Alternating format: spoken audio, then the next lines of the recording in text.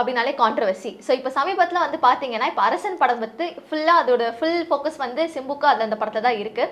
So அதை பற்றி நிறைய விஷயங்கள் பேசலாம். அதுக்கப்புறம் சிம்புனாலே வந்து நிறைய கான்ட்ரவர்ஷியலான டாபிக்ஸ்லாம் இருக்கும். ஸோ அதை பற்றியும் வந்து நிறைய விஷயங்கள் வந்து நம்ம ஆதவன் சார் கிட்ட கேட்டுக்கலாம். வணக்கம் சார். வணக்கங்க. வணக்கம் சார், எப்படி சார் இருக்கீங்க? நான் நல்லா இருக்கேன் அப்படின்னு சொன்னால் நான் நல்லா இருக்கிறேன்னு அர்த்தம்.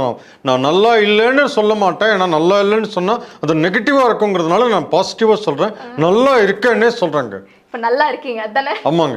நன்றி சார். அரசன் படம் இப்போ அது வந்து கிட்டத்தட்ட அது வடச்சென்னையோட பேரல் அப்படின்ற மாதிரி சொல்கிறாங்க. ஆனால் கிட்டத்தட்ட நிறைய பேர் வந்தோன்னா வடச்சென்னையோட பார்ட் 2 அப்படின்ற மாதிரி சொல்கிறாங்க. பார்ட் 2ங்கிறதா எனக்கு தெரியல. அது வந்து ஒரு ப்ரீக்வல் மாதிரி தான் சொல்கிறாங்க. அதாவது அந்த அமீரோட கேரக்டர் இருக்கார்ல, அவர் எப்படி உருவானார் அப்படிங்கிற மாதிரி ஒரு சின்ன வயசுலேருந்து ஒரு கதையாக இருக்கும்னு சில பேர் சொல்கிறாங்க. ஓகே.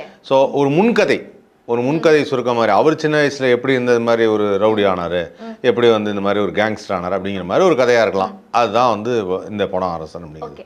அது ஏன் வந்து தனுஷை வச்சு பண்ணாமல் சிம்பு? சரி, தனுஷை லாஜிக்காக இவங்க நான் எப்படி புரிஞ்சுக்கிட்டேன்னா, அமீருக்கு அடுத்த செட்டில் வர்றது தான் தனுஷ் படத்தில் இல்லையா? அப்போ அதுவே தனுஷ் நடிக்க முடியாதுல்ல. அப்போ அது கொஞ்சம் டிஃப்ரெண்ட்டாக இருக்கணுங்கிறதுனால ஒருவேளை சிம்பு வச்சு பண்ணலாம் இருக்கலாம். அது ஒரு டிஃப்ரெண்ட்டான ஒரு ட்ரை பை வெற்றிமாறன் சார்.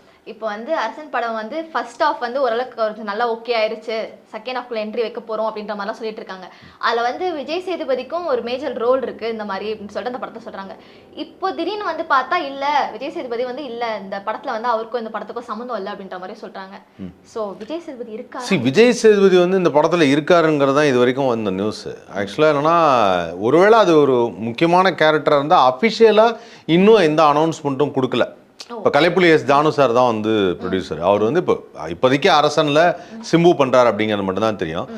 ஆனால் வந்து விஜய் சேதுபதி அஃபிஷியலாக ஜாயினிங் ஆன் த போர்டு அப்படிங்கிற மாதிரி எதுவும் இது வரைக்கும் வந்த மாதிரி தெரியல. நீங்கள் ஏதாவது அது மாதிரி பார்த்தீங்களா? ஆமாம், ஏதோ ஒரு வெப்சைட்டில் நான் பார்த்த மாதிரி அவருக்கு விஜய் சேதுபதி வந்து அரசன் படத்தில் வரப்போகிற ஒரு கீ ரோல் இருக்குது அவருக்கு அப்படின்ற மாதிரி சொல்லியிருந்தாங்க. அது கீ ரோலா இல்லையாங்கிறத டிசைட் பண்ண வேண்டியது அந்த படத்துடைய டீம் இல்லையா? ஆனால் இப்போ அவர் இருக்காரா இல்லையான்றது இவர் கன்ஃபர்மேஷன் அது இன்னும் தெரியல. அது இன்னும் எக்ஸாக்டாக தெரியல. இப்போ இன்னொரு ஒரு ஃபன் என்னன்னா, மோஸ்ட்டாக வந்து சிம்பு சார் அப்படின்னு எடுத்துக்கிட்டாலே ஏதாவது ஒரு விஷயம் தொடங்கும், நல்லா தான் போகுது, பாதியில் காண போயிடுறாரு. அந்த மாதிரி ஒரு கான்செப்ட் தான். இப்போ அரசன் படமும் வந்து நல்லா ஸ்டார்ட் ஆயிருக்கு, எல்லாம் ஓகே. திடீர்னு இப்போ வந்து ஏஐ கற்றுக்க போகிறேன்னு சொல்லிட்டு அமெரிக்காவுக்கு போயிருக்காரு அப்படின்ற மாதிரி சொல்கிறாங்க. இப்போ அது எப்படி, இப்போ என்ன மாதிரி பார்க்குறது அத்தை? அது என்ன மாதிரியும் நீங்கள் பார்க்க முடியாது. அது ஆக்சுவலாக வந்து இன்னும் அதுவும் உண்மையாக என்னன்னு தெரியல. ஏஐ கற்றுக்கிறதுக்கு எதுக்கு அமெரிக்கா போகணும்? ஏஐ கற்றுக்கிறதுக்கு ஃபோன் இருந்தாலே போருமே. நம்ம வந்து சாட் ஜிபிடியில் ஒர்க் பண்ணுறதும் அந்த ஜெமினையில் ஒர்க் பண்ணுறதும் இருக்கு இல்லையா? அதுவே வந்து ஏஐ தானே. அதானே ஏஐல நிறைய இன்ஃபியூஸ் பண்ணுற மாதிரி இருக்குது. ஸோ அது என்ன சொல்லியிருந்தாங்கன்னா, கமல்ஹாசன் சாரும் வந்து அதெல்லாம் வந்து ஃபுல்லாக கற்றுக்கிட்டாரு. ஸோ அவரை பார்த்து தான் வந்து இப்போ இவரும் போயிருக்காருன்ற மாதிரி சொல்கிறாங்க. பட் ஆனால் இவர் போயிருக்காருன்றதை வந்து மட்டும் சொல்கிறாங்க. இல்லையே, வேறு ஏதாவது விஷயமா சும்மா அமெரிக்காவுக்கு ஒரு ட்ரிப்பாக போயிருப்பாரு, இல்லை வேறு ஏதாவது ஒரு காரணம் இருக்கலாம். ஏஐலாம் படிக்கிறதுக்கெலாம் படத்தை பாதியில் விட்டுட்டுலாம் போக மாட்டார். எனக்கு தெரிஞ்சு அந்த மாதிரி பண்ண மாட்டார்னு நான் நினைக்கிறேன். முன்னாடி வந்து ஒரு ஷூட்டிங் வர்றது லேட்டாக வராரு, அது மாதிரி வரல அப்படிங்கிறலாம் நிறையா கம்ப்ளைண்ட்லாம் இருந்தது. ஆனாலுமே வந்து எஸ்டிஆர் ஃபேன்ஸுக்கு வந்து ஒரு எனர்ஜி லெவல் எப்பவுமே இருக்கும். கண்டிப்பாக அவருடைய படம் வந்தால் நம்மளாம் கொண்டாட போகிறோம் அப்படின்னு. பட் இப்போ ரீசெண்டாக வந்து ஒரு நிறையா படங்கள் கமிட் பண்ணுறாருல, நிறையா படங்கள் பண்ணிகிட்டு இருக்காரு. ஸோ அப்போது அந்த உடம்புக்கு தகுந்த மாதிரி கொஞ்சம் ஸ்லிம் ஆகி அதுக்கு தகுந்த மாதிரி கெட்டப் இதெல்லாம் வச்சுன்னு சொல்லலாம். ஸோ அப்படி பார்க்கும்போது வந்து அவர் நடுவில் அதுக்காக போயிருக்க மாட்டார்னு நினைக்கிறேன். மேபி இன்னும் ஒரு கொஞ்ச நாளில் திரும்பி வந்துடுவார். அப்போ இந்த படத்தில் எந்த ஒரு இதுவும் இருக்காது, கரெக்டாக அந்த ஃப்ளோ போயிடும். இது வரைக்கும் அப்படி தான் நம்புகிறோம். அது படத்தில் இருக்காதுன்னு. மேபி அதோடைய அஃபிஷியலாக ஏதாவது நியூஸ் வந்து இந்த மாதிரி ரொம்ப நாள் ஷூட்டிங் நடக்கலை, படப்பிடிப்பு நடக்கலை. பட் அப்படி இருந்தாலுமே சொல்ல மாட்டாங்க. எப்படி சொல்லுவாங்கன்னா, படப்பிடிப்பு வந்து இப்போதைக்கு வந்து கொஞ்சம் லொக்கேஷன் இல்லை, கிடைக்கல, கதையில் ஒரு கொஞ்சம் சின்ன மாற்றம் இருக்குது அப்படின்வாங்க. மைட் பி அதுக்கான டைம் எடுத்துப்பாங்க. ஃபர்ஸ்ட் ஷெட்யூல், செகண்ட் ஷெட்யூல், இந்த மாதிரிலாம் நிறையா இருக்குல்ல, அதுக்கான டைம் எடுத்துப்பாங்க. நான் எப்பவுமே சொல்கிறது என்னன்னா, சிம்புவை பற்றி ரெண்டு விஷயமும் இருக்குது. ஒன்று, உண்மையாக அவர் போனதையும் வீடியோ எடுத்து போடுவாங்க. இல்லை அவர் எதுவுமே பண்ணலனாலும் பண்ணிட்டாருன்னு ஒரு விஷயத்த சொல்லிகிட்டே இருப்பாங்க. அந்த அளவுக்கு கிரியேட் பண்ணது அவர் தானோ அப்படின்ற மாதிரி கூட சொல்லலாம்ல. அவர் கிரியேட் பண்ண மாதிரி தெரியல. அவர் வந்து ஆக்சுவலாக பப்ளிசிட்டியாக செஞ்சாருங்கிறீங்களா? அந்த மாதிரிலாம் எதுவும் எனக்கு தெரியல. அவருக்கு என்ன பப்ளிசிட்டி வேண்டியிருக்கு? சின்ன வயசுலேருந்து குழந்தையிலேருந்து நடிச்சிட்டு இருக்காரு. அப்புறம் என்ன பெரிய பப்ளிசிட்டி இருக்குது? நான் தான் சிம்பு அப்படிங்கிறதுக்கு என்ன இருக்குது? ஒன்றுமே கிடையாது. ஆனால் இந்த படத்துடைய டைட்டில் வந்து ரொம்ப ரொம்ப புதுமையான ஒரு டைட்டில். அது அரசன் அப்படிங்கிறது. அதாவது என்னென்னா, ஒரிஜினல் பேரை வச்சு, ஃபார் எக்ஸாம்பிள் வந்து ஒரு ஆர்டிஸ்டுடைய ஒரிஜினல் பேரை வச்சு ஒரு டைட்டில் வர்றது அப்படிங்கிறது ஒரு சில பேருக்குமே அமைஞ்ச ஒரு விஷயம். இப்போ வந்து கமல் சாருக்கு அப்படி அமையல, ஆனால் ரஜினி சாருக்கு அமைஞ்சது சிவாஜி. ஏன்னா அவர் பேர் சிவாஜி ராவ் கேக்வாட். ஸோ ரஜினி சார் பேர் சிவாஜி ராவ் கேக்வாட் தான் இயற்பெயர். ஸோ அந்த இயற்பெயரில் வந்து அவருக்கு சிவாஜி அப்படின்னு அந்த பேரே வந்தது. அதை வச்சே ஒரு படம், அது ஒன்று. அது மாதிரி after that very long time வந்து இந்த படத்தில் ஒரு டைட்டில் அரசன். இவர் பேர் சிலம்பரசன் இல்லையா? இவர் பேர் சிலம்பரசன். ஸோ அவருடைய பேரில் ஒரு பாதிய டைட்டிலாக இருக்கிறது தான் நான் ஃபஸ்ட்டு அதை தான் யோசித்தேன். ஒருவேளை அதெல்லாம் யோசிச்சிருப்பாங்களா அப்படின்னு எனக்கு தெரியல. பட் இருந்தாலும் வந்து அது நல்லாயிருக்கு, அந்த டைட்டில் நல்லாயிருக்கு. அண்ட் அவருடைய கெட்டப்பு, அவர் வந்து இந்த ஃபஸ்ட் எடுத்து அந்த டீசர் வெளியிட்டாங்கல்ல, அதில் வந்து பேசலாமா இல்லை நான் என்ன சொல்கிறேன்னா அப்படின்னு சொல்லிட்டு பேச ஆரம்பிச்சார்ல, அது ஒரு அவருக்கான ஒரு ஸ்டைல் ஒன்று. அந்த ஸ்டைல் இதெல்லாம் பார்க்குறது அதுக்கே வந்து மக்கள்லாம் சரியான கிளாப்ஸ். சிம்புக்கு ஒரு பெரிய ஃபேன் ஃபாலோயிங் இருக்குது, பெரிய ஃபேன் பேஸு. அது இந்த மாதிரி என்ன சொல்கிறதுனா ரொம்ப சின்ன வயசுலேருந்து எல்லோரும் பார்க்குறதுனால ஒரு காரணம் இருக்கலாம். ரெண்டாவது அவருடைய ரொமான்டிக் ஃபிலிம்ஸு, அவருடைய ஆக்ஷன் ஃபிலிம்ஸு எல்லாமே நல்லாயிருக்கும். ஃபைட்டு, பாட்டு, டான்ஸுன்னு நடிக்கிறதும் சூப்பரான நடிகர் சிம்பு, அதில் டவுட்டே கிடையாது. இப்போது ஆனால் இதெல்லாம் இருந்தாலுமே 2017 நினைக்கிறேன் அவருக்கு ரெட் கார்டு கொடுத்தாங்க. 2017 அது எனக்கு அந்த கான்செப்டே ஒரு விஷயம் புரியல. 2017 கொடுத்துன்றாங்க, அதுக்கப்புறம் திருப்பி 2019 கொடுத்தேன். எத்தனை அவருக்கு ரெட் கார்டு நிறைய கொடுத்தாங்களா, இல்லை அது பிரேக் விட்டு அதோட கண்டினியூட்டி ஏதாவது கமா போட்டுச்சா, என்ன அது என்ன? இப்போ வந்து ரெட் கார்டு கொடுத்தா என்ன இனிமேல் பண்ணக்கூடாது, நடிக்கக்கூடாது அப்படின்னு சொல்கிற மாதிரி ஒரு விஷயம். இதெல்லாம் கிளியர் பண்ணிட்டு வர வரைக்கும் நீ அடுத்த படத்தை கமிட் பண்ணக்கூடாதுங்கிற மாதிரி ஒரு விஷயம் சொல்கிறாங்கன்னு வச்சுக்கோ. அது மாதிரி வந்து அவர் ஒவ்வொருத்தரையும் வந்து லேட் பண்ணிடுறாரு. இல்லை அடுத்த படம் வந்து நம்ம அதுக்கு போகலாமான்னு ஒரு தாட் வந்துடும். அப்படி வரும்போது நோனோன்னு இதை ஃபஸ்ட்டு இதை நீ பண்ணணும், அப்புறம் தான் நீ அதை பண்ணணுங்கிறதுக்காக ரெட் கார்டு கொடுக்குறது. அப்புறம் சமீபத்தில் நாங்கள் அட்வான்ஸ் கொடுத்தோம், என்ன படம் பண்ண மாட்டேங்கிறாரு, ஷூட்டிங் வர மாட்டேங்கிறார் அப்படிங்கிறதுக்காக கொடுக்குறது. இந்த மாதிரி நிறைய பிரச்சனைகள் அதுதான் இருக்கும். அது வந்து எனக்கு தெரிஞ்சு அதெல்லாம் இந்த ஃபுட்பால் மேட்ச்சில் ரெட் கார்டு கொடுப்பாங்கல்ல, எல்லோ கார்டு ரெட் கார்டு அப்படின்னு கொடுப்பாங்க, அது மாதிரி ஆயிடுச்சு. அது வருஷம் குத்துனுக்குறாங்க, அதை பற்றிலாம் அவர் கவலைப்படுற மாதிரியே இல்லை. அந்த அவர் எதுக்கு கொடுத்தாங்க அப்படின்னா ட்ரிபிள் ஏன் ஏதோ ஒரு படம் ஆதிக் ரவிச்சந்திரன். ஆமா, ஆதிக் ரவிச்சந்திரன், அன்பானவன் அழகானவன் அடங்காதவன், அதே படம் தான். அந்த படத்துக்கு தான் வந்து ப்ரொடியூசர் எல்லாரும் சேர்ந்து இவருக்கு வந்து ஒழுங்கா டைம்க்கு வர மாட்டேங்கிறாரு, இது வந்து கரெக்டாக ஃபோக்கஸ் பண்ண மாட்டேங்கிறாரு, 60 நாள் கால் ஷீட் கொடுத்துட்டு 23 நாள் தான் வந்தாரு அந்த மாதிரிலாம் சொல்லிட்டு அதுக்காக ஒரு ரெட் கார்டு கொடுத்தாங்க. எனக்கு இங்கே ஆக்சுவலி என்ன ஒரு டவுட் என்னன்னா 2023 இதோட கண்டினியூட்டியாக வச்சிருந்தாங்க. 2023 வந்து ரெட் கார்டு, அந்த ஒரு ரெட் கார்டு இதோட கண்டினியூட்டியாக வச்சு பேசினாங்க. அப்போ அவருக்கு எத்தனை ரெட் கார்டு தான் வந்துச்சு, என்ன வந்திருக்கும்? பல ரெட் கார்டுகள் அவர் கையில் வச்சிருக்கிறதுல நமக்கு என்ன பிரச்சனை? அவர் அதை பற்றி யோசிக்க. இப்போ நீ என்னதான் ரெட் கார்டு கொடுத்தாலும் அவரோட அடுத்தடுத்த படங்கள் வந்துட்டு தானே இருந்தது. அவருக்கான ஃபேன் ஸ்ட்ரீம் அப்படியே தான் இருக்காங்க. ஃபேன் ஸ்ட்ரீம் அப்படியே தான் இருக்காங்க. அவர் வந்து சில விஷயத்தில் வந்து சிம்பு வந்து கொஞ்ச நாளைக்கு முன்னாடி நிறைய படங்கள் வந்து அவர் சரியாக பண்ணவே இல்லை, சரியான ஒர்க் பண்ணலங்கிறது ஆஸ் அ ரசிகராக வந்து எனக்கு பெரிய வருத்தம் அதில் உண்டு. சிம்பு வந்து எனக்கு பிடிக்கும், சின்ன வயசுலேருந்து ரொம்ப பிடிக்கும், பயங்கர எனர்ஜெட்டிக்கான ஒரு பர்சன். மன்மதன்லாம் நாங்கள் வந்து பார்க்குறப்போ அவ்வளோ என்ஜாய் பண்ணி பார்த்தோம். இது பல பேர் வந்து இப்போ என்ன யோசிப்பாங்கன்னா, நான் பேசும்போது இவன் யாரை கேட்டாலும் ஃபேனுங்கிறான் அப்படின்வாங்க. அப்படி கிடையாது. இவங்க எல்லாருமே அவங்கவுங்களுக்கு ஒரு ஸ்பெஷாலிட்டி உள்ள ஒரு artist. Ajith sir, Simbu sir, Dhanush, இவங்க எல்லாருமே சொல்கிறேன். இப்போ அந்த மாதிரி இருக்கிறப்போ சிம்பு வந்து நல்லா பண்ணிகிட்டு இருக்கலாம். திடீர்னு கொஞ்ச நாளைக்கு முன்னாடி வந்து இந்த ஷூட்டிங் வரல, நைட்டு வர்றது, அப்புறம் நைட்டு இல்லை, பகலில் வர்றது, அப்புறம் ஆள் காணோம், நான் வந்து வேறு மாதிரி ஒன்று யோசிக்கிறேன், நான் இப்போ வந்து டிவைன் ஸ்டேட்டஸ்க்கு போயிட்டேன், அது மாதிரி மாறி மாறி ஏதோ ஒன்று பண்ணிட்டு இருந்தார். திடீர்னு பார்த்தா சாப்பாடெலாம் சாப்பிட்டு பயங்கர குண்டாயிட்டார். அப்புறம் பார்த்தா குண்டானதை மறுபடியும் இழைக்கணுங்கிறதுக்காக அது ஒரு ப்ராசஸில் உட்காந்தாரு. அப்போ நடுவில் நான் போய் கூட ஈஸ்வரன் ஒரு படம் பண்ணேன். அந்த படத்தில் நான் ஒரு காட்சி பண்ணேன், அப்போ சிம்புவை மீட் பண்ணேன். அப்போ எப்போ என்ன டிஃப்ரெண்ட்டாக இருந்ததுன்னு வச்சுங்களேன்.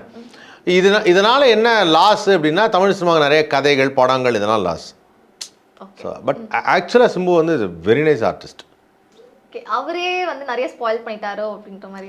அது கரெக்டு தான். அது சொன்னால் ஒத்துக்க மாட்டார், நம்ம என்ன பண்ண முடியும்? சின்ன வயசு ஜாலியாக இருக்கிறாப்புல, சரி ஓகே ஃபைன் அப்படின்னு விட்டாச்சு. அவங்களாம் என்னென்னா பார்ன் வித் சில்வர் ஸ்பூன்னு சொல்லுவாங்க. சும்மா வெளியில் பேசும்போது சொல்லுவார், எனக்கு வந்து கஷ்டம் தெரியும், அது தெரியும்னுவார். அவங்க அப்பா கஷ்டப்பட்டது தெரியும் அப்படின்னுவார். அவங்க அப்பா தான் கஷ்டப்பட்டார், இவர் கஷ்டப்படல. அதனால் அவருக்கு வந்து இன்னும் அந்த ப்ரொடியூசரோட ஃபீலு, அந்த கஷ்டம் அதெல்லாம் தெரியும். இந்த வீட்டில் அவங்க அப்பா ப்ரொடியூஸ் பண்ணும்போது, அவங்க அப்பா அம்மா ப்ரொடியூஸ் பண்ணும்போது படம் நடித்தார் இல்லையா, அந்த டைம்லலாம் ஒரு ஃப்ரீனஸ் இருக்கும்ல, அந்த ஃப்ரீனஸை எல்லார்ட்டையும் அவர் எதிர்பார்க்குறாருன்னு நினைக்கிறேன். அந்த அந்த அந்த அந்த தாட் ப்ராசஸ் வந்து அவர் எல்லாருக்கும் வந்துடுது. அது மைட் பி அது வந்து விஜய்க்கே இருந்தது. விஷ்ணுங்கிற படம் தான் அவர் வந்து ஃபஸ்ட்டு வெளி ப்ரொடக்ஷனில் பண்ணுறாரு. விஷ்ணு படத்துக்கு முன்னாடி வந்து நம்மகிட்ட பாலாஜி பிரபு வந்து அவர் சொன்ன போது தான் சொன்னார், விஷ்ணு படத்துலேயே ஒரு காட்சியில் வந்து திடீர்னு அவங்க அப்பாவோட சண்டை போட்டு கோச்சிக்கிட்டு வண்டி எடுத்து போயிட்டாரான். போயிட்டு ஒரு 4 மணி நேரம் கழிச்சு வந்தாரான். ஆனால் அது வேற ஒருத்தர் ஷூட்டிங்ப்பா, நிற்கிது பாரு, அவங்க காசு போட்டிருக்காங்க அப்படிங்கிறது ஒன்று இருக்குல்ல, அது வந்து அவரால் ரியலைஸ் பண்ணல. அப்புறம் தான் ரியலைஸ் பண்ணியிருக்காரு. அதுக்கப்புறம் அதை ரியலைஸ் பண்ணுறதுக்கு ஒரு 5-6 படங்கள் தேவைப்பட்டிருக்கு. நம்ம வந்து அந்த மாதிரி இருக்கக்கூடாது. ஏன்னா சின்ன வயசுலேருந்து அவங்க அப்பாவுடைய ஷூட்டிங், அவங்க அப்பாவோட ஷூட்டிங், அப்பா அப்பா அப்பான்னு அந்த இதில் வந்தது. அது மாதிரி தான் சிம்பு அவங்க அப்பா ஷூட்டிங்கு, அப்பாவோட டைரக்ஷனு, அப்பாவோட இதுன்னு இருந்தது. அப்புறம் வந்தது அப்படிங்கிறதுனால மேபி அது ரியலைஸ் பண்ணாமல் இருக்கிற காரணத்தினால இந்த மாதிரி நடக்கிறதுக்கு வாய்ப்பு இருக்குது. ஓகே. ஒன்றே ஒன்று தான், அவங்க அப்பாட்டேருந்து ஒன்று கற்றுக்கல. அவங்க அப்பா நடிப்பு இவர் அப்படியே கற்றுக்கல. அது ஒன்று தான். அவங்க அப்பா நடிப்பு ரொம்ப டிஃப்ரெண்ட்டாக இருக்கும். அது இந்த ஜென்ரேஷனுக்கு செட் ஆகாது. நல்ல வேளை சிம்பு வந்து அவருக்கான ஒரு தனி பாணியை உருவாக்கிட்டார். ஆனால் ஆஸ் ஆக்டராக பார்க்கும்போது சிம்பு ஆஸ் அன் ஆக்டர் நீங்கள் அவரோட நடிச்சிருக்கீங்கன்னு சொல்லியிருக்கீங்க. ஸோ உங்கள் பாயிண்ட் ஆஃப் வியூ சிம்புனா என்ன? சிம்புனா என்னங்கிறது, Simbu is a very nice person and an actor. நம்மளோட எளிமையாக பழகக்கூடியவர், எல்லாமே தெரிஞ்சது. அதுவும் ஓகே, அவ்வளோதான். வேறு எதுவும் பெருசாக நான் சிம்புட்ட வந்து அவ்வளோவா பழகினதில்லை. ஒரு படத்தில் நடித்தோங்கிறத விட அவ்வளோவா பழகினதில்லை. பட் அவங்க ஃப்ரெண்ட்ஸ் எல்லாருமே சொல்லுவாங்க வெரி நைஸ் கேரக்டர், நல்லா இருக்கணும். பட் ரொம்ப காமெடி என்ஜாய் பண்ணக்கூடிய ஒருத்தர். அதனால் நம்மளை பார்த்தோன்னா அந்த ஒரு ஃபீல் இருக்கும். அது இருந்தது. ஓகே. இப்போ டக் லைஃப் இப்போ சமீபத்தில் அவர் நடித்த ஒரு படம் தான். அது கொஞ்சம் ஒரு சில மாதங்கள் ஆச்சு. அது வந்து ஒரு பெரிய இழப்பு கொடுத்துருச்சு அப்படின்ற மாதிரி சொல்கிறாங்க. ஆனால் at the same time Mani Ratnam sir வந்து அவர் ரொம்ப அப்ரிஷியேட் பண்ண மாதிரியும் பேசினார். நான் ரொம்ப டவுனாக இருந்த டைமில் யாருமே எனக்கு வந்து பெருசாக அந்த ஒரு ஆப்பர்ச்சுனிட்டி கொடுக்கல. பட் என்னோட இதை வந்து அவர் யூஸ் பண்ணி எனக்கு ஒரு நல்ல ஆப்பர்ச்சுனிட்டி கொடுத்தாரு அப்படின்ற மாதிரி அதை மென்ஷன் பண்ணி சொன்னார். அந்த படம் வந்து கமல்ஹாசனும் நடிச்சிருக்காங்க, எஸ்டிஆரும் நடிச்சிருக்காரு, த்ரிஷா நடிச்சிருக்காங்க. அந்த மாதிரி ஒரு நல்ல வெற்றி கொடுக்க வேண்டிய ஒரு படம் தான் அது. ஆனால் அதுக்கு ஏன் அந்த அளவுக்கு ஒரு பாக்ஸ் ஆஃபீஸில் ரொம்ப லோ கலெக்ஷன்? அது கதையினால் வந்த ப்ராப்ளம். அது அந்த படத்தில் வந்து எதிர்பார்த்த மாதிரியோ ஒரு பெரிய ஒரு வாவ் ஃபேக்டரோட ஒரு கதை இல்லை. அதுதான் ஸ்டார் காஸ்டிங் வச்சா மட்டும் போகாது. கமல்ஹாசன் இருக்காரு, த்ரிஷா இருக்காங்க, அதுக்கப்புறம் சிம்பு இருக்காருன்னு சொல்லி ஸ்டார் காஸ்டிங் வச்சா போகாது. அதுக்கு ஒரு கதைக்கான ஒரு களம் வேணும். அந்த களம் வந்து அதில் இல்லை. அது வந்து பல பேருக்கு அது புரியல. என்ன இது ஒரு திருநெல்வேலி பாஷை பேசுகிறார், பாம்பேயில் இருங்க, டெல்லியில் இருக்கேங்கிறாரு, டெல்லியில் இல்லைங்கிறாரு. அப்புறம் அங்கேயே நான் ஊருக்கு வந்தேங்கிறாரு, அபிராமி வராங்க, அவங்க ஒய்ஃபுங்கிறார். ஸோ இந்த ஒரு இது இருக்குல்ல, எங்கேயுமே ஒட்டலை, ஒரு கண்டினியூட்டி கண்டினியூட்டியில் ஒட்டலை. அதனால் ஒரு பெரிய பிரச்சனையாக போயிடுச்சு தக் லைஃப். மற்றபடி வேறு எதுவும் கிடையாது. யாருமே இங்கே வந்து இல்லை. Once proved it's proved. அதாவது ஸ்கூல் படிக்கும்போது ஒன்று சொல்லுவாங்க, ஏண்டா போன எக்ஸாமில் மார்க் 100 வாங்கியிருக்க, இப்போ என்னடா திடீர்னு பார்த்தா ஃபெயிலாக போயிட்ட அப்படின்வாங்க. ஆனாலுமே அந்த டீச்சர் வந்து நல்லா படிக்கிற பையங்க, இப்போ பார்த்து ஃபெயிலாக போயிட்டான், நல்லா படிடா உன்னால் முடியும் அப்படின்வாங்க. ஒரு தடவை முடியும்னு சொல்கிறதுக்கு ஒரு தடவை ப்ரூவ் பண்ணிடலாம். அந்த ஒரு தடவை ப்ரூவ் பண்ணதுக்கப்புறம் திருப்பி என்னால் முடியும்னு ப்ரூவ் பண்ணணும்னு அவசியம் கிடையாது. மறுபடியும் அவங்க ஏதாவது இறங்கி வந்துட்டாங்க அப்படின்னா அவங்க எதாவது இன்ட்ரெஸ்ட் காட்டாமல் இருக்காங்கன்னு அர்த்தம். அவங்களால முடியுங்கிறது தெரிஞ்சது. when they are able to score a higher mark அப்படின்னா என்னை பொறுத்த வரைக்கும் அவங்களால படிக்க முடியும்னு அர்த்தம். ஆமாம், அவங்க அதை அப்போ ப்ரூவ் பண்ணிகிட்டே இருக்கணும்ல. அதை கன்சிஸ்டன்சி காட்டணும். காட்டணும். அந்த கன்சிஸ்டன்சி காட்டாமல் அப்படியே லைட்டாக ஒரு லெத்தாஜிக்காக இருந்துட்டோ இல்லை லைட்டாக இது வேறு மாதிரி ஒன்று பண்ணி பார்க்கலாம் அப்படிங்கிறது, அந்த மாதிரி சில எக்ஸ்பெரிமெண்ட்ஸ் பண்ணுறதுலாம் இருக்குல்ல, அப்படி பண்ணும்போது மாட்டிப்பாங்க. அதுக்காக நான் அவங்க வந்து ஒன்றுமே இல்லை அப்படின்னு சொல்லிடவே முடியாது. அவங்கெல்லாம் வந்து மிகப்பெரிய ஜாம்பவான்கள். ஒரு மணிரத்னமாக இருக்கட்டும், கமல் சார் இருக்கட்டும், சிம்புவாக இருக்கட்டும், எல்லாருமே வந்து பெரிய ஹிட்டு கொடுத்து, த்ரிஷாலாம் ஒரு பெரிய ஒரு வைப்ரண்ட் ஆக்ட்ரஸ்ஸு, அந்த மாதிரி நிறைய ஒரு இது இருக்குது. ஒரு எல்லாருக்கும் பிடிச்ச ஒரு நடிகை, அதெல்லாமே இருக்குல்ல. அதனால் அது காலம் தான் அதுக்கு காரணம். அந்த காலத்தில் இது சரியாக ஒர்க் அவுட் ஆகலாம். Okay fine. லாஸ்ட்டாக இப்போ என்னென்னா டி ராஜேந்திரன் சார் அவங்க அப்பாவோட படம் வந்து கன்ஃபார்மாக சொல்லலை, பட் அவங்க அப்பாவோட படம் வந்து ரீரிலீஸ் பண்ண போகிறாங்க அப்படின்ற மாதிரி சொல்லிட்டு இருக்காங்க. அதுக்கு சம்மந்தமே இல்லாமல் சிம்புவோட படத்தை ஏதோ ஒன்று எடுத்துகிட்டு வந்து ரீரிலீஸ் பண்ண போகிறாங்க, 2 படமே வந்து ரீரிலீஸ் பண்ண போகிறாங்க, ஒரு போட்டியாக இருக்க போகிறோம் அப்படின்ற மாதிரிலாம் சொல்கிறாங்க. எதுக்கு அவரோட படத்தை எடுத்துன்னு வந்து இவரோட படத்தோட காம்பினேஷன் பண்ணி எதுக்கு? அவரோட படத்தை அதான் சொல்கிறேன்ல, அது எல்லாமே ஒரு நாமளும் வெளியில் காமெடியாக பார்த்து விட்டுறணும். அவனுக்கு போட்டி நான் தான் அப்படின்னு அவர் சொல்லுவார். எங்கள் அப்பாவுக்கு போட்டியாக நான் இறங்குறேங்க அப்படின்னு ஒரு சொல்லுவார். ஆனால் இவங்க 2 பேரும் பண்ணால் அதில் என்ன போட்டின்னு எனக்கு தெரியல. ஓப்பனாக சொல்ல போனோம்னா டிஆர் சாரோட ஸ்டைல் வேறு, சிம்புவோட ஸ்டைல் வேறு. டிஆர் சார் வந்து ஒரு 80s ஒரு மாபெரும் வெற்றி படங்கள்லாம் கொடுத்து மிகப்பெரிய சவாலாக இருந்த ஒரு இயக்குனர் அவர். Is not only director. அவருக்கு வந்து நிறைய கிராஃப்ட்ஸ் தெரியும். கதை, திரைக்கதை, வசனம், டைரக்ஷன், பாடல், எடிட்டிங், மியூசிக்கு, சினிமாட்டோகிராஃபி வரைக்கும் எல்லாமே பண்ணியிருக்கார். அதுதான் டி ராஜேந்தர் அவர். ஸோ அந்த மாதிரி கிராஃப்ட் தெரிஞ்ச ஒருத்தருக்கும் சிம்பு வந்து அவ்வளோ பண்ணல, அவ்வளோலாம் பண்ணல சிம்பு. ஸோ அந்த மாதிரி ஒரு 2 பேருக்குள்ளே நம்ம போட்டின்லாம் சொல்லவே கூடாது. சிம்பு இஸ் அன் ஆக்டர், அப்பா பையன், சும்மா அந்த காம்பினேஷன். இப்போல்லாம் வந்து ஒரு சோஷியல் மீடியாவில் அதெல்லாம் வந்து ஏதாவது ஒன்று கிடைக்காதா, இது 2த்தையும் வச்சு இவங்க 2 பேரும் போட்டி போடுறாங்க, அவங்க 2 பேரும் போட்டி போடுறாங்க, கொளுத்தி போட சும்மா கொளுத்தி போட நியூஸ் ஆனால் பார்த்துக்கலாம் அப்படிங்கிற மாதிரி. அது வந்து அதனால் உருவாகிற விஷயம். அதுக்கு நம்ம பெருசாக செவி சாய்க்கிறது இல்லை. அதெல்லாம் எனக்கு தெரிஞ்சு காம்படிஷன்லாம் கிடையாது. இப்போ டிஆர் சாருடைய உயிருள்ள ஒரு படம் வந்தது. அந்த படத்தை நான் போய் பார்த்தேன். அவர் என்ன பண்ணியிருக்காரு, அதில் ஏதோ ஒரு சேஞ்சஸ் பண்ணுறேன்னு சொல்லிட்டு இப்போ இருக்கிறது மாதிரி டிஜிட்டலைஸ் பண்ணிட்டார். அது எனக்கு கொஞ்சம் ஏற்றுக்கிற மாதிரியே இல்லை. ஆமா இதை பத்தி நானும் இதை கேள்விப்பட்டேன், ஏதோ டிஃப்ரெண்டா இருந்த மாதிரி பயங்கர கேள்விப்பட்டேன். டிஃப்ரெண்ட்டாக இருந்தது. அது டிஜிட்டலைஸ் பண்ணது எனக்கு சுத்தமாக ஏற்றுக்கிற மாதிரி இல்லை. அப்புறம் தான் தெரிஞ்சது ஏன் வந்து நாயகன் படம் வந்தப்போ சரியாக போகல, மனிதன் வந்தப்போ சரியாக போகல அப்படின்னப்போ இதெல்லாம் இவங்க டிஜிட்டலைஸ் பண்ணி ஏதோ ரிலீஸ் பண்ணியிருக்காங்க. டிஜிட்டலைஸ் பண்ணால் சரியாக ஒர்க் ஆகாதுங்கிறது எனக்கு அப்போ தான் புரியுது. Okay, what is that digitalise means? என்ன பண்ணுவாங்க, என்னது? இல்லை அது அப்போல்லாம் வந்து ஒரு ஸ்டீரியோ ரெக்கார்டிங் நார்மலாக ஒரு ஸ்பீக்கரில் கேட்குற மாதிரி. இப்போ வந்து டிஜிட்டல் மியூசிக்னு சொல்லிட்டு கேட்குறாங்கல்ல, அந்த ட்ராக்ஸ் எல்லாம் பிரித்து அதுவே டிக்ஸ் டிக்ஸ் டிக்ஸ்னு யார் அதெல்லாம் என்னோட வானத்தை பார்த்தேன் டிக்ஸ் டிக்ஸ் அதான் டங் டங் டாங் டாங் அப்படின்னு வர்றத அந்த மியூசிக்கே ஒரு வித்தியாசம். ஏன்னா சவுண்டிங் வந்து ரொம்ப இம்பார்ட்டன்ட். சி ஒரு பாட்டை ராஜா சார் பாட்டை வந்து நம்ம கேட்கும்போது ராஜா சார் பாட்டை வந்து எல்லாருக்கும் பிடிக்குது, மைண்டில் ஒரு விஷயத்தை அப்படியே பண்ணுது சார்னா அது அந்த சவுண்டு. ஓகே, அதை இப்போ டிஜிட்டலைஸ் பண்ணி கேட்டோம்னு வச்சுங்களேன் கொஞ்சம் கஷ்டம் தான். அந்த சவுண்டு சிங்கே ஆகாது, அந்த சவுண்ட் நம்ம மனசுக்கே வராது, ஒட்டவே ஒட்டாது. புரியுதா? அதுதான் மேட்ரு. அந்த பாட்டை டிஜிட்டலைஸ் பண்ணக்கூடாது. ஒரிஜினாலிட்டி இருந்தால் தான். அதுக்கு வந்து விஷ்ணுவர்தன் பில்லா படத்துடைய டேரக்டர் அவர் ஒரு தடவை சொன்னார், பில்லா படத்தை நீங்கள் அஜித் வச்சு எடுக்கிறீங்க, பட் ஹிந்தியில் வந்து ஷாருக் கான் வச்சு எடுக்கும்போது அவங்க ஒரு கிளைமேக்ஸில் ஒரு மாற்றத்தை கொண்டு வந்தாங்க, நீங்கள் வந்து அஜித்தை வச்சு எடுக்கும்போது எதுவும் கொண்டு வரலையானா அவர் சொன்னார், நோ கிளாசிக், அது ஒரு கிளாசிக், அதை வந்து டச் பண்ணக்கூடாது அப்படின்னு. Correct. Classic is always classic. Correct. ஒரு பிரிட்டானியா மில்க் பிகிஸில் பிஸ்கெட் இருக்குன்னு வச்சுக்கேன், அந்த பிஸ்கெட் எடுத்து சாப்பிட்றோம், அதில் வந்து அந்த பழைய இதில் பிரிட்டானியா அப்படின்னு அது வந்து கிளாசிக். இப்போ பாருங்கள் அதில் நாங்கள் ஃபாண்ட்டு மாற்றி வேறு மாதிரி எழுதுறோம், அது தேவையே கிடையாது. நாம் ரசித்ததே அதைத்தான். ஆமாம் இல்லையா? ஆமாம். அதை போய் அப்புறம் எதுக்கு மாற்றணும்?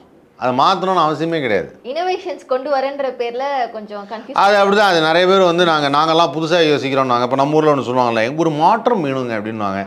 இன்னத்துக்குன்னே அவங்களுக்கு யாருக்குமே புரியாது. மாற்றங்கிறது அதுவே கிடையவே கிடையாது. சார் பிரியாணி வந்து நல்லா இருக்குது, நம்ம காலமாக பிரியாணி ஒரு மாற்றம் வேணுங்க, நம்ம பிரியாணியில் ரசம் ஊற்றி சாப்பிட்லாம் அப்படின்னு சொல்லி ரசம் ஊற்றி சாப்பிட்டோன்னு வச்சுன்னா நல்லா இருக்காது இல்லையா? அது மாதிரி அது வந்து என்னென்னா அது என்னங்க அது காம்பினேஷன், இதை போய் மாற்றம்னு சொல்லி அந்த மாதிரி மாற்றம்ங்கிறத வந்து ரொம்ப அதிகமாக சிந்திக்கிறதுனால வர்ற கோளாறு. என்றைக்குமே ஒன்றுத்துக்கும் ஸ்டாண்டர்ட். இப்போ இதே டிஆர் வந்து இப்போ இருக்கிற ஜென்ரேஷனுக்கு நான் படம் எடுக்கிறேன் அப்படின்னு சொல்லி ஒன்று பண்ணுறான்னு வச்சுக்கங்களேன், தட் இஸ் டிஃப்ரெண்ட். அது டிஃப்ரெண்ட்டு. கேமரா அது இது எல்லாம் மியூசிக் எல்லாம் டிஃப்ரெண்ட். இப்போ இருக்கிற படம் நம்ம சிங்க் வேறு ஆகிடும். நமக்கு அப்படியே காந்திமதி பேசும்போது வேற ஒரு மியூசிக் போகுது, ஐயோ அப்படின்னால அது தலையை பிச்சுக்கிட்டு போகலாம் போல் இருந்தது. அதுதான் ஒரே ஒரு வருத்தமாக இருந்தது. பட் இருந்தாலும் ஆனால் நல்ல வேலை, அதான் சொன்னல, Simbu didn't follow TR and there is no இந்த ஃபைட்டெல்லாம் கிடையவே கிடையாது. ஓகே. அந்த இவர் படத்தை ரிலீஸ் பண்ணும்போது அவர் படம் இந்த விண்ணை தாண்டி வருவாயா வந்து ரொம்ப நாளாக ஓடிட்டே இருக்குது எனக்கு தெரிஞ்சு. பிவிஆர் ஒரு ஷோ ஓடுது, பிவிஆரில் டெய்லி ஒரு ஷோ ஓடுது. அது கூட நான் பார்த்தேன். நான் வந்து எல்லாருமே பார்க்குறாங்களா உண்மையிலே, நான் ஒரு நாள் தேட்டர் போய் உட்காந்து யாராவது பார்க்குறாங்களான்னு பார்க்கணும். ஆனால் டெய்லி போட்டுக்கிறாங்க விண்ணை தாண்டி வருவாயான்னு சொல்லிட்டு அது போட்டுக்கிறாங்க. இதை நான் கேள்விப்பட்டேன், ஆனால் எனக்கு நீங்கள் இல்லை இருக்கு ஒரு பர்டிகுலர் ஷோ இருக்குது, 11 o'clock ஷோ இன்னும் இருக்குது. ஆல் டைம் ஓடிட்டு இருக்குது ஒரு ஸ்க்ரீனில். ஒரு ஸ்க்ரீனை வந்து ஒரு ஓன் பண்ணியிருக்காருன்னு நினைக்கிறேன். இல்லை அந்த படத்தோட ப்ரொடியூசர்ஸ் ஓன் பண்ணியிருக்காங்களா, இல்லை பிவிஆருக்கு ரொம்ப பிடிச்சி போச்சா விஆர் மாலில் வேற படம் போடலாமே, அந்த படம் மட்டும் எதுக்கு கண்டினியூஸாக போட்டாகணும்? அது ஒரு ரொமான்டிக் ஃபிலிம். அதாவது என்னென்னா நார்த் இந்தியாவில் வந்து தில்வாலே துல்லானே லே ஜாயங்கன்னு நினைக்கிறேன். ஆமாம், தில்வாலே துல்லானே லே ஜாயங்க, டிடிஎல்ஜே. அந்த படத்தை கிட்டத்தட்ட ஒரு 10 வருஷமாக ஒரு தேட்டரில் ஓட்டிருக்காங்க. அந்த மாதிரி ஒரு பயங்கரமாக ஓட்டிகிட்டே இருந்திருக்கேன். அந்த மாதிரி அதுக்கு இப்போ ரீசெண்டாக ஃபங்க்ஷன்லாம் வச்சாங்க. அதே மாதிரி ஷாருக்கும் கஜோல் வந்து நின்று இப்படிங்கிறது அப்படிலாம் வச்சுட்டு ஃபங்க்ஷன்லாம் வச்சாங்க. அது மாதிரி சிம்புவும் த்ரிஷாவும் ஒரு நாள் அந்த தேட்டருக்கு வந்து இந்த படத்தை பார்ப்பாங்க, ஒரு ஃபங்க்ஷன் வைப்பாங்கன்னு நினைக்கிறேன். நீண்ட நாட்களாக இந்த படம் ஓடிக்கொண்டிருக்கிறது அப்படின்னு சொல்லி அது ரீரிலீஸ் பண்ணி தான் ஓட்டினாங்க. அந்த மாதிரி நிறையா வாய்ப்பு இருக்குது. Thank you so much sir, spending your time. Thank you so much. Simbu பற்றி தெரிஞ்சுக்கிட்டதுக்கும் அவரை பற்றி கேட்டதுக்கும் நன்றிங்க.